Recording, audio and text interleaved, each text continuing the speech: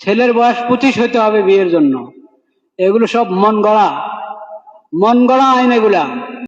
25 বছরে বিয়ে দেন আপনার ছেলেকে, আপত্তি নাই।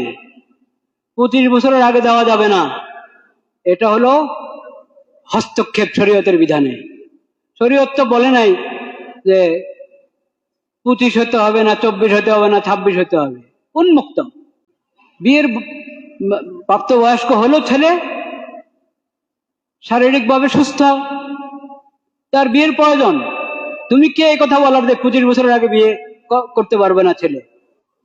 মেয়ের বয়স হয়েছে, নামাজ ফরজ হয়ে গেছে, তার উপর পর্দার বিধান এসে গেছে, তুমি বলছো যে না 18 বছর পর্যন্ত বসায় রাখো। একজনে যাও একটু সাহস করে 16 বছরের কথা বলেছিল, সেটাও মানাতে পারে নাই। কিভাবে মানাবে? শরীয়ত ছেড়ে অন্যদিকে গেলে তো আর কোনো মানদণ্ড থাকে না, যে মানদণ্ডের ভিতরে ভিত্তিতে একজন আরেকজনের কথা গ্রহণ করতে পারে।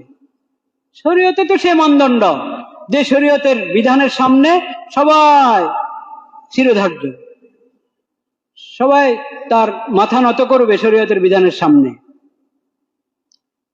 শরীয়ত ছেড়ে ডানে বামে যদি ঘুরো, তাহলে কখনো তো শান্তি আসবে না, কখনো নিরাপত্তা আসবে না, বিশৃঙ্খলা, অশান্তি চলতেই থাকবে।